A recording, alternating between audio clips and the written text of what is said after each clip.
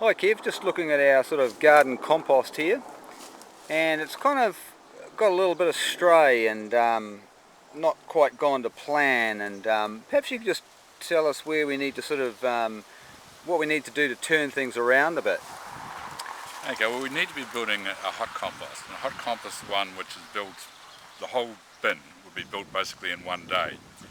That means we have to be able to store aside somewhere the food scraps, get a whole lot of green material coming in, grass clippings or weeds, and gather a whole lot of dry material which gives us carbon. The weeds and the food scraps give us nitrogen. We need dry things such as dead leaves, hay, straw, even cardboard and paper. And then we build that up in alternate layers, so you need to consider this whole bin should be empty when we start.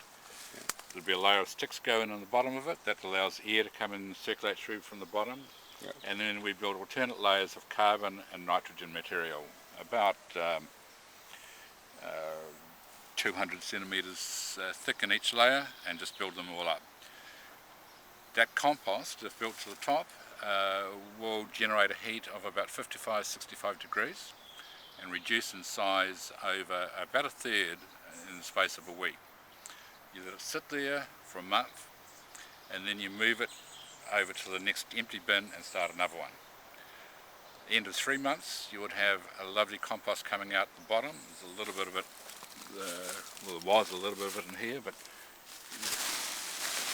it almost looks like dirt that's come out the bottom. And that's the objective. That's what we're trying to produce. I've grabbed a bit of really nice looking black wormy compost out of there. But a bin done like this, where people just chuck things in, there's big sticks in it, there's bits of cardboard, plastic, that's just not going to make a compost. It'll take a year to break down, and it just won't be of any use to our gardens whatsoever. Where do you think we should go from here if we want to get a hot compost as fast as possible? Basically we would need to empty one of these bins out, put it all back into one bin, and then start again. Yeah.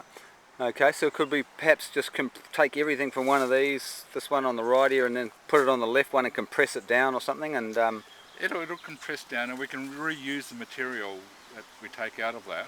Yep. Some of the things we'll just take out altogether because we don't want them going back in. Right. But we could reuse most of the material and get that going again. Right. But you know,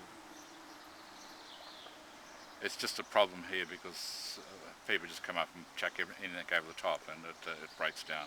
I think it's got to be seen as a a real quality job that people who are really interested in get a half-hour little bit of tuition and maybe watch the video, and then just only people who are allocated to compost put compost in. So we have a sign up here that please don't put any compost in these bins, and really sign it clearly.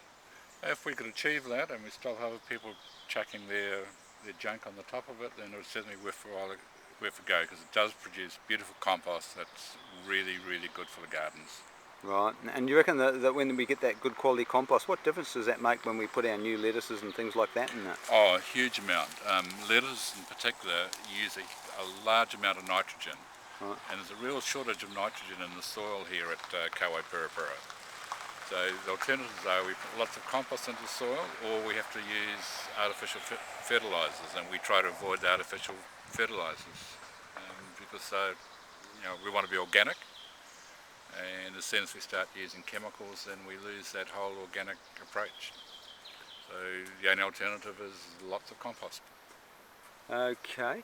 And is it the same sort of story with the 3 bins that we've got up in the orchard? The same sort of situation? Yeah, it should be the same thing. The whole idea was that you have 3 bins, you start on one, fill that up, a month later you rotate that over to the second bin, a month later it will go into the 3rd bin, the other ones are coming along behind, and then 3 months afterwards you'll take it from the 3rd bin outside, and a month after that you can put it on the garden. So let me just try and sum that up in my sort of dummy language. So we'd fill up one bin, and we would fill that bin up with first of all sticks, then some food scraps. Just a small layer of sticks, small about layer of sticks, 100 mils. 100 mils, and then some food scraps about sort of a couple hundred mils high. Yep. and then maybe some dry leaves, and you call that carbon or something? That's the carbon. dry. Basically anything that's dry. Brown. Yeah, if you consider it as brown, Yeah, it's yeah. likely to be carbon. Okay. That's the dry leaves, newspaper, cardboard, Yep. those sorts of things. All right. And how thick would that carbon layer be? Similar size. About 100 mils. Yeah. Yeah, and then we'd do another 100 mils of food. Then we'd do 100 mils of. Well, we're talking green. We're talking nitrogen. It doesn't need to be food. Yeah. It could be weeds, good weeds. Yep. Things like this that will break down, but we don't really want sticks and things that are too big. Yep. They just take too long to break down. Okay, so basically we fill up one bin with all these different kind of layers of kind of sort of the green weeds and compost on one level. First of all sticks, then green leaves and compost, and then some dry leaves, and then just more. Just keep on alternating between those two. Fill the whole bin up. The sticks are only there in the beginning as the foundation, aren't they? All the sticks are there to do is to allow a little bit of air to circulate in from underneath. And they only go on the bottom layer, really? Yeah, just a small layer right on the bottom. Yeah. And that's, as I say, they allow the air to circulate underneath, and they also allow the worms to come up from the bottom. Oh, okay, right. And basically to achieve this one-day compost, though, we don't put anything in the first bin until we've got it all stored in the right places to start with. Yeah, the problem is that it means you really want to be building a new bin once a month. So you've got to be able to store or put somewhere else your food scraps for a month. Right. And we did that for quite a while up in the orchard there when we had some bins. But the bins up here in particular, people just come up and chuck it in the top each day, and it gets smelly and it's messy, and it just hasn't worked. Right. Okay, well I'm quite excited because I've really enjoyed making green smoothies, and I've realised that if we ever want to kind of run some little gardening and health and well-being courses, basic health basics or well-being basics or gardening basics courses around here, the basics of it is going to be the compost, and so I'm really keen to get this going, and I'm really interested in sort of just seeing if I can do it myself, and I'll find anybody else that wants to sort of come in, and glad that you're here. If you can get a few people who are willing to do the work, I'll coordinate and organise it. There's no doubt that if we want to stay away from chemicals, if we want to have organic food produced on the premises, then composting is essential.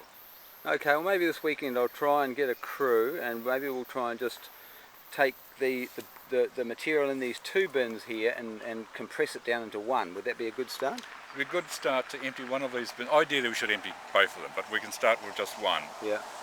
And if we use this as our starting one, it's actually not too bad at the bottom. Take a lot of stuff off the top and then rebuild this one. We'll probably get it going fairly well. Okay, thanks a lot for that, Kev. We'll see if I can organise something for this weekend. Okay, I won't be around on Saturday, but apart from that, fine. Okay, thanks, Kev.